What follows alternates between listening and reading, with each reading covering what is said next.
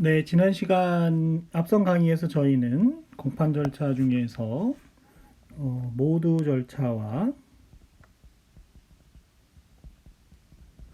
증거조사에 대해서 공부를 했습니다. 특히 증거조사 중에서 증인신문에 대해서 좀 더 자세히 살펴본 바가 있습니다. 이번 시간에는 피고인 신문에 대해서 살펴볼 건데요. 피고인 신문은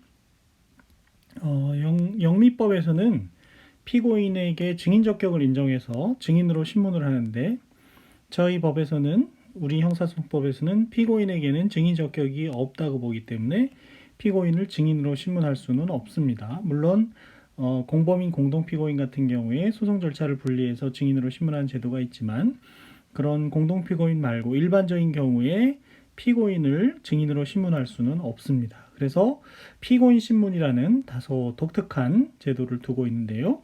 그 내용에 대해서 살펴보면 2408에서 보시는 것처럼 피고인 신문에 대해서는 제280, 296조의 2 제1항에서 규정을 하고 있습니다.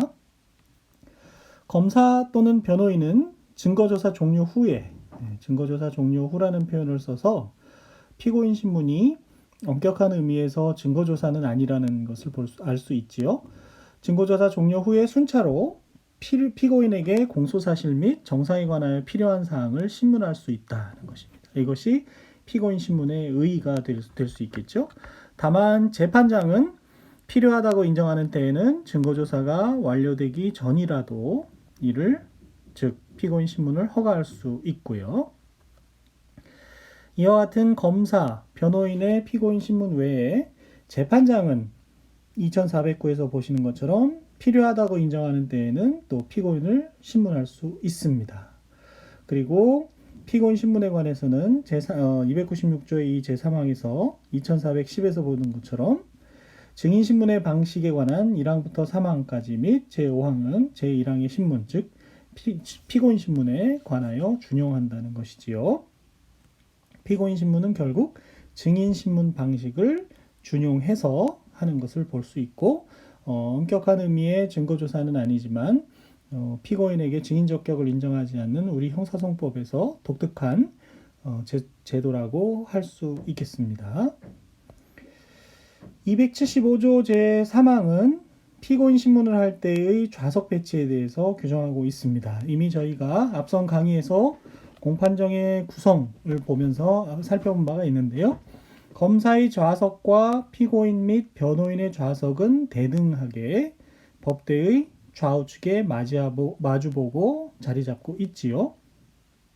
증인의 좌석은 법대의 정면에 위치하고 있습니다. 제가 그림을 통해서 보여드린 바가 있는데요. 피고인 신문을 하는 때에는 어떻게 좌석 배치가 되느냐?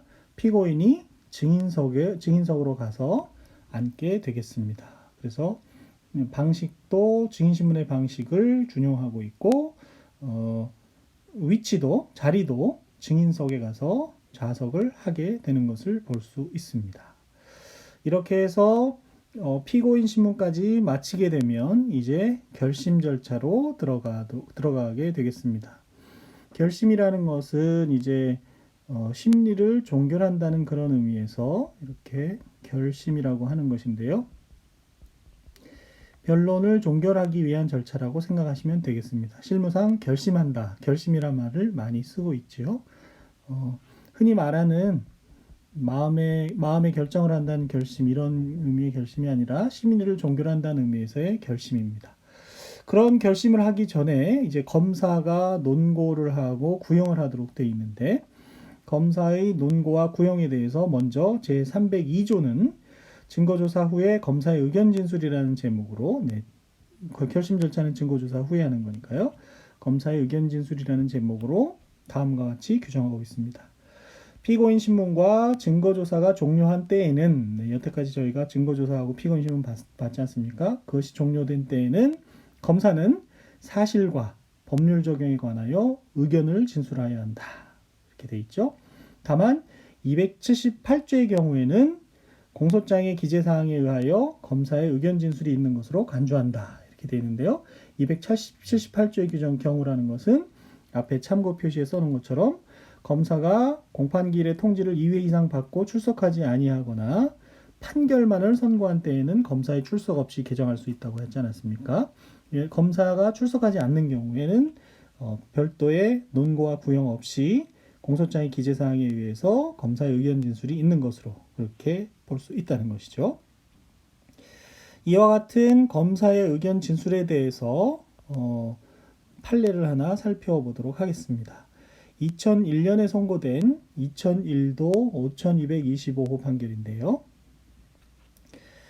원심이라고 하면 이제 대법원 판결에서 말하는 원심이라는 것은 항소심을 말한다고 했죠. 제7회 공판기일에서 작성한 공판조서에 보면 그 기일에 원심 재판장이 피고인 신문과 증거조서가 종료되었음을 선언한 후 검사에게 의견 진술의 기회를 주었음이 명백한 바 그와 같은 소송 절차에 관해서 공판조서에 기재가 되어 있다는 것이죠. 이러한 경우 검사가 양형에 관한 의견 진술을 하지 않았다고 하더라도 예를 들어서 피고인을 징역 3년에 처해달라, 징역 5년에 처해달라 이런 의견 진술을 하지 않았다 하더라도 판결에 영향을 미친 법률 위반은 없다는 것입니다. 의견 진술 기회를 주면 되는 것이고 한편 검사의 구형은 양형에 관한 의견 진술에 불과하여 법원이 그 의견에 구속된다고 할 수 없다. 네. 일반인들은 검사의 구형에 따라서 일희일비하는 경향이 없지 않은데요. 법적인 의미에서는 지금 살펴본 것처럼 검사의 구형, 징역 5년에 처해달라 이런 것은 양형에 관한 의견 진술에 불과해서 법원이 그 의견에 구속되는 것은 아닙니다. 아무런 구속 요구는 없는 것이죠. 물론 법원에서 판결을 선고할 때 검사의 구형량도 전혀 고려하지 않을 수는 없겠지만 일반인들이 생각하는 것만큼 그렇게 큰 영향력이 있는 것은 아니다. 그렇게 알면 되겠습니다. 이와 같은 검사의 의견 진술에 이어서 변호인과 피고인이 의견을 진술하게 됩니다. 흔히 변호인이 하는 것은 이제 최후 변론, 피고인이 하는 것은 최후 진술 이런 식으로 되겠죠. 그래서 303조에서는 피고인의 최후 진술이라는 제목으로 다음과 같이 규정하고 있습니다. 재판장은 검사의 의견을 들은 후 피고인과 변호인에게 최종의 의견을 진술할 기회를 주어야 한다. 그래서 법조문으로는 피고인과 변호인에게 이렇게 되어 있는데 실무상 피고인과 변호인에게 최후 진술과 최종 변론의 기회를 주고 있는 것이죠. 실무상 그런 용어를 쓰고 있고요. 피고인이 최후 진술을 하지 아니하거나 피고인 2415입니다. 최후 진술뿐만이 아니라 피고인이 진술을 거부하거나 이런 의미겠죠. 피고인이 진술을 거부하거나 재판장의 허가 없이 퇴정하거나 법정에서 나가버리거나 재판장의 질서 유지를 위한 퇴정 명령을 받은 때에는 피고인의 이런 최후 진술 없이 물론 판결을 할 수가 있게 되는 것이고요. 이에 관해서 변호인과 피고인의 최후 의견 진술, 최종 변론에 관한 판결을 하나 보면 75년도에 선고된 7호도 1010호 판결을 보도록 하겠습니다. 공판조서를 보면 75년 2월 14일 10시에 열렸다고 하는 공판조서를 보면 재판부가 사실심리와 증거조사에 대하여 피고인과 그 변호인의 의견을 물은 다음 증거조사를 마치면 그 의견을 청취하도록 되어 있다고 했지 않았습니까? 변론을 종결하였다고 이제 공판조서에 기재가 되어 있는 거죠. 변론을 종결하였으면 알 수 있고 이어 잠시 휴정에 들어갔다가 다시 곧바로 판결의 선고를 한 경과를 엿볼 수 있다는 것입니다. 그 이외에 군법회의법, 지금은 이제 군사법원법이 되겠지만 당시에는 군법회의라고 불렀습니다. 군법회의법 345조 2항에 규정한 피고인과 변호인에게 최종 의견 진술의 기회를 준 사실이 있음을 헤아릴 수 없다. 피고인과 변호인에게 금방 우리가 지금 공부하고 있는 최종 의견 진술의 기회를 준 사실이 있음을 볼 수가 없는 거죠. 공판조서에 없는 거죠. 따라서 위와 같이 피고인과 변호인의 최종 방어권을 봉쇄한 채 검사의 의견까지만 듣고 최종 진술의 기회를 주지 않고 심리를 마친 다음에 선고한 판결은 위법해서 당연히 더 이상 유지될 수 없는 잘못된 판결이라는 그런 얘기를 한 것이죠. 어쩌다가 이런 일이 벌어졌는지 모르겠지만 실제로는 그런 일도 벌어질 수 있는 것입니다. 자, 어, 여러분이 질의 또는 질의 내지는 개진해준 제시한 의견 중에서 수업 중에 온라인 녹화 수업이긴 하지만 여러 가지 경험했던 사실들, 제가 실무에서 경험했던 이야기나 이런 것들을 많이 들려줬으면 좋겠다 하는 얘기들이 있었는데, 이게 의외로 대면 강의와 달리 비대면 강의를 할 때는 그런 얘기를 할 기회를 잡기도 힘들고 또 그렇기 때문에 많은 얘기를 못했습니다. 사실은 피고인의 최후 진술에 대해서도 제가 굉장히 재밌다기보다는 인상적인 경험을 한 사건이 있는데요. 그에 대해서 다 여기서 설명하기는 좀 어려울 것 같고요. 대신에 책에서 인상 깊게 읽었던 최후 진술에 관해서 역시 올려놨습니다. 지난 강의라고 생각이 되는데 어떻게 살인자를 변호할 수 있을까라는 독일의 변호사가 쓴 책 중에서 최후 진술에 관한 인상적이고 재미있는 구절이 있어서 거기 적어봤는데요. 페너라는 피고인이 이제 최후 진술을 했는데 최후 진술에 대해서 설명을 해왔죠. 법정은 재판 말미에 피고인의 최후 진술을 듣는다. 최후 진술을 듣죠. 법관은 그 진술을 판결에 참고해야 한다. 페너라는 피고인인데요. 의사였던 걸로 기억이 되고요. 고개를 숙이고 손을 가지런히 모으고 있었다. 미리 궁리해둔 진술을 공들여 외울 필요는 없었다. 실제 재판을 하다 보면 최후 진술 부분을 외워서 하는 사람도 있는 것 같습니다. 제 법원에서의 경험이나 변호사로서의 경험을 보면 최후 진술을 연습을 많이 하고 또 심지어 외워서 하는 경우도 있었는데요. 이 경우에 이런 데서 그런 것을 사정을 엿볼 수 있는데 이 책에 나온 일화에서는 그렇지 않았다는 거죠. 자신이 살아온 인생을 짧게 요약을 했다. 아내를 죽인 사건이었는데요. 그 책의 내용을 보면 아내를 이렇게 말하면 이상한데 죽일 수밖에 없었던 그런 사정을 이야기하는 그런 내용입니다.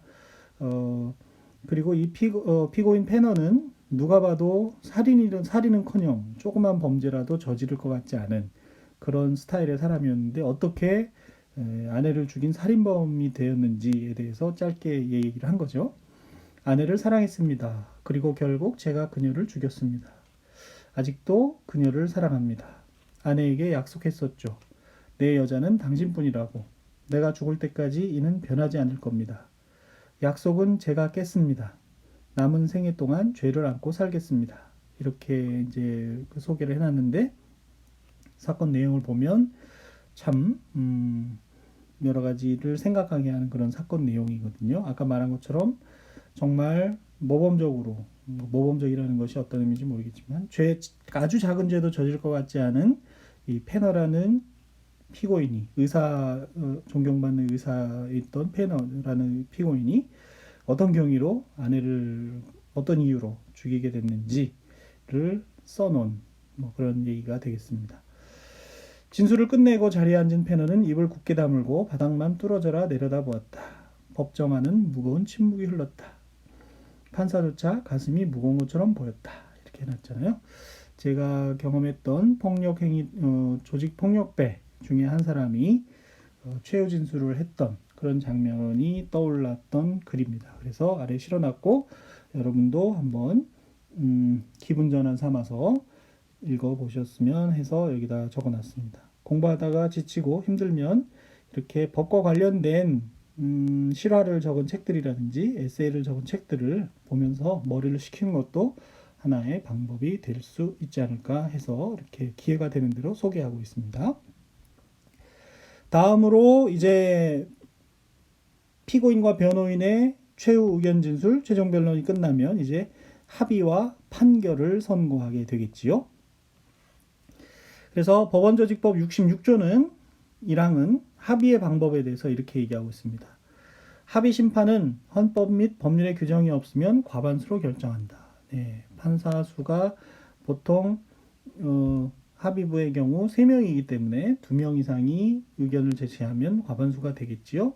여기서 말하는 법원 조직법은 특히 아래에서 보는 2항 같은 것은 대법원과 같이 4인 이상의 의견이 대립될 때에 관한 규정이라고 보는 것이 좋겠습니다. 그런 경우에 실익이 있지.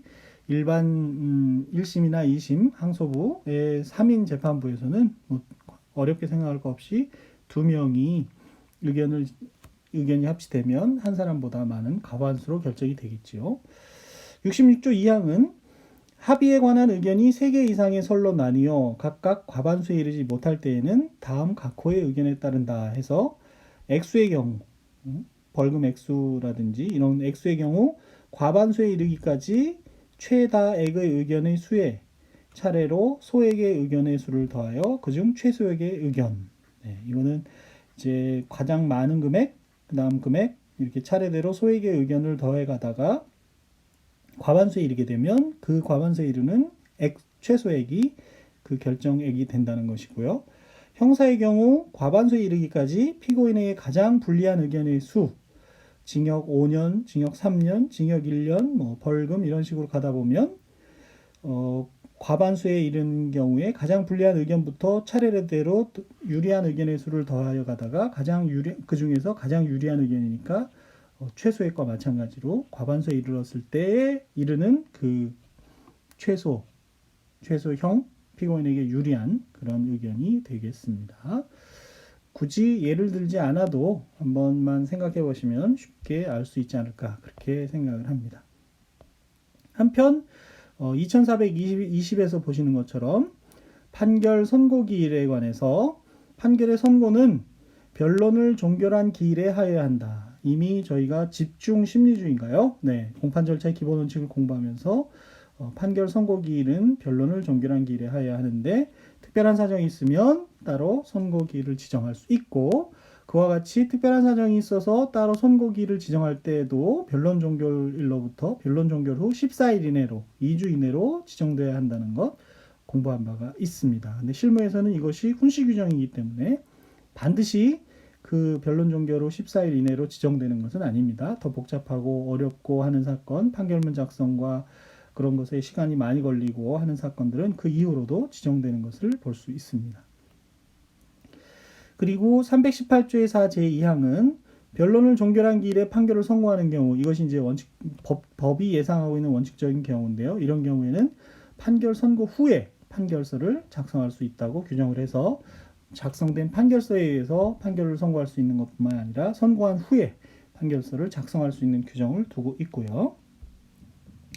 2423에서 보시면 재판의 선고, 고지의 방식, 재판을 어떻게 선고하고 고지할 것이냐.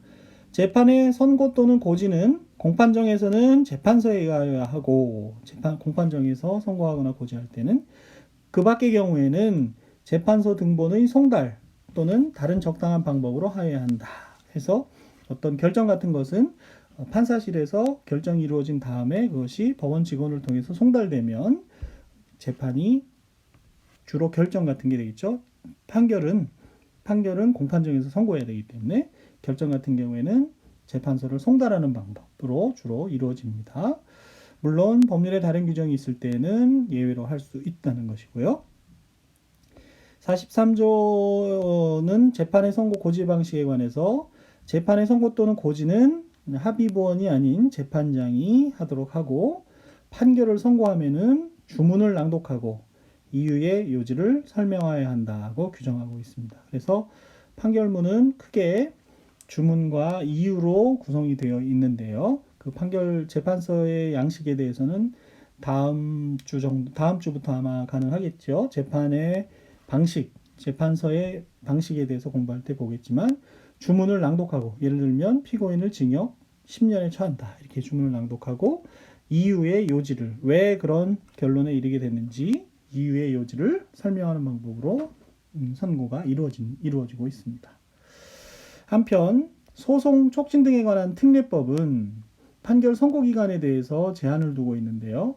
판결 선고는 제1심에서는 공소가 제기된 날로부터 6개월 내에 또 항소심 및 상고심에서는 항소심이 기록을 송부받은 날, 상고심이 기록을 송부받은 날로부터 4개월 내에 하여야 한다고 규정되어 있는데 역시 이것은 주의 규정 내지 훈시 규정으로 해석이 되어서 모든 사건이 반드시 1심 재판이 6개월 내에 이루어지는 것은 아니고요. 항소심과 상고심 같은 경우도 4개월 내에 이루어지는 것은 아닙니다. 몇 년씩 가는 사건도 있지요. 그래서 훈시 규정으로 생각을 하면 되겠고요. 소송 촉진 등에 관한 특례법, 줄여서 이제 실무에서 소촉법이라고 많이 부르는데 소촉법 22조에서는 약식명령 기간에 대해서도 규정을 두고 있습니다. 그래서 약식명령은 형사소송법 450조의 경우를 제외하고는 약식명령의 청구가 있는 날로부터 14일 이내에 하도록 그렇게 하고 있죠. 450조라는 것은 약식명령이 청구됐지만 약식명령으로 할 수 없거나 예를 들어서 벌금을 선고할 수 없는 사안이라든지 또는 약식명령으로 하는 것이 적당하지 아니하다고 인정한 때 서류의 심사만 가지고는 안 되고 보통의 재판을 해야 된다고 생각되는 경우에는 공판 절차에 심판하지 않습니까? 그런 경우가 아니라면 검사가 약식명령을 청구한 때로부터 14일 내에 2주 이내에 약식명령을 하도록 되어 있는데 역시 훈시 규정이라서 실무에서는 상당한 기간이 경과한 후에 약식명령이 발령되는 경우도 많이 있습니다.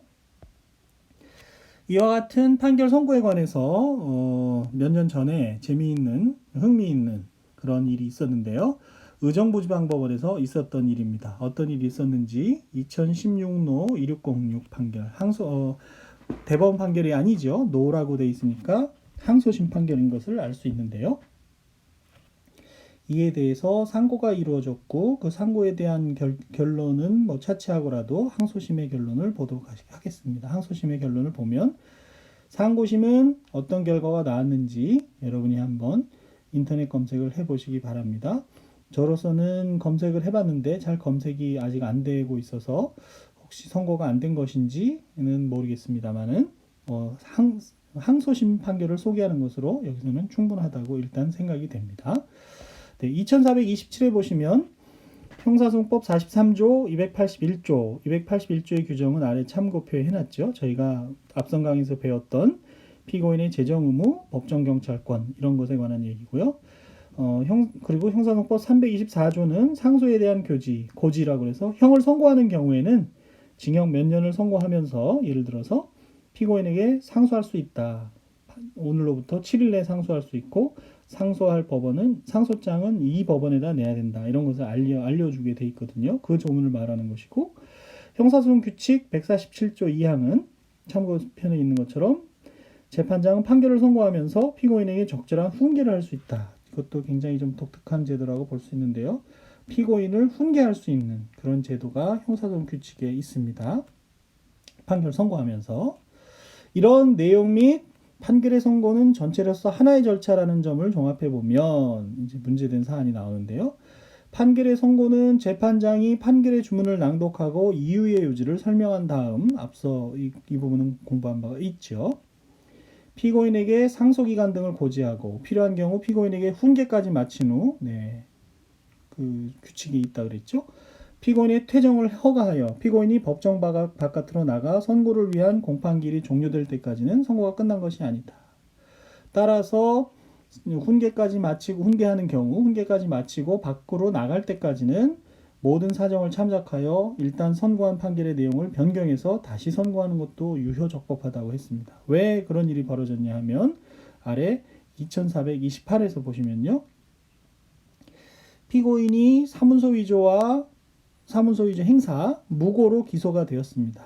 그래서 제1심 재판장이 선고기일에 피고인을 징역 1년에 처한다는 주문을 낭독하고 상소기간 등에 관한 고지를 하려 하자 피고인이 욕설을 하면서 난동을 부리기 시작하였고 이에 교도관들이 피고인을 제압하는 데 치중하여 재판장의 명령에도 불구하고 피고인을 법정 밖으로 끌고 나갔다가 법정 경위가 피고인을 법정으로 데려온 후 재판장이 징역형의 선고형을 정정하여 징역 3년을 선고한 겁니다. 당초 징역 1년을 선고했다가 난동을 부리니까 징역 3년을 선고했던 사안인데 그 사이에 이런 일이 벌어졌던 것이죠.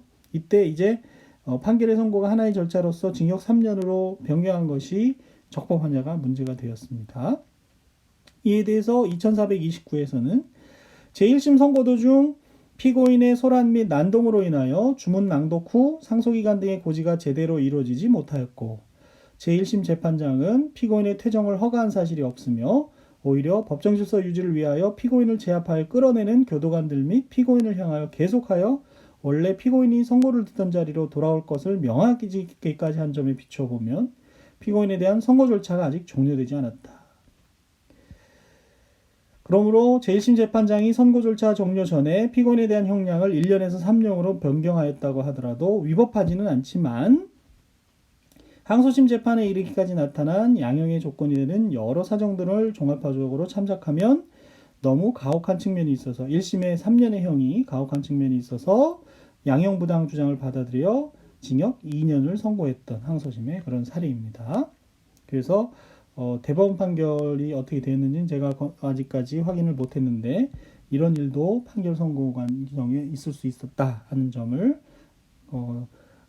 알고 계시면 좋을 것 같습니다.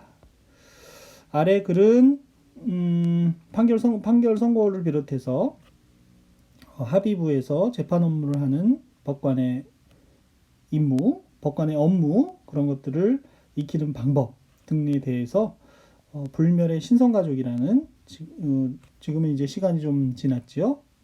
상당히 흥미있는 제목의 책에서 법관의 업무에 대해서 재미있는 글을 실어봤습니다. 역시 기분 전환 등으로 읽어보시면 좋을 것 같습니다.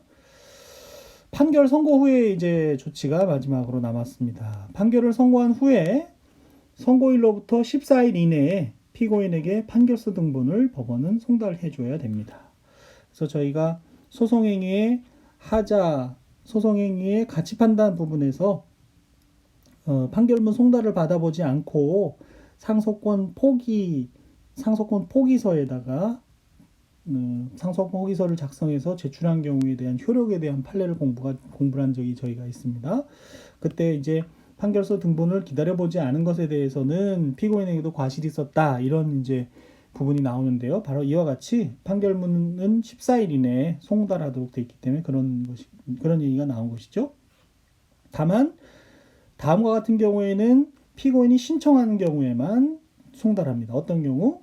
불구속 피고인 같은 경우, 또 무죄, 면소, 형의 면제, 형의 선고유예, 형의 집행유예, 공소기각 또는 벌금이나 과료를 과하는 판결이 선고되어 구속영장이 상실된 구속 피고인. 그러니까 처음부터 불구속 피고인이었거나 또는 판결 선고를 통해서 구속영장이 효력이 상실되면서 구속에서 풀려난 그런 피고인에 대해서는 신청이 있는 경우에 한해서 판결서 등본을 송달하도록 그렇게 규정하고 있는 것이죠. 판결 선고 후에도 법원은 소송 기록이 상소법원에 도달하기 전까지는 상소기간 중 또는 상소 중의 사건에 관하여 피고인의 구속기간의 갱신, 구속의 취소, 보석의 취소, 구속의 집행정지와 그 정지 취소에 대한 결정을 하도록 그렇게 하고 있습니다. 상소장을 제출했다 하더라도 그 상소장을 제출받은 법원이 기록을 정리해가지고 상소법원으로 기록을 송부하는 동안의 기간이 있거든요. 그 기간 사이에 2432에서 얘기하는 것과 같은 일들은 계속해서 원래 판결 선고한 법원이 대신 하는 것을 말합니다. 역시 상소 파트에서 구속기간 갱신 이런 부분에 대한 얘기가 있을 수 있겠습니다. 네, 이렇게 해서 공판 절차 중에서 나머지 피고인 신문부터 해서 판결 선고 후의 조치까지 살펴보았습니다. 다음 시간에는 공판 절차의 특칙이라는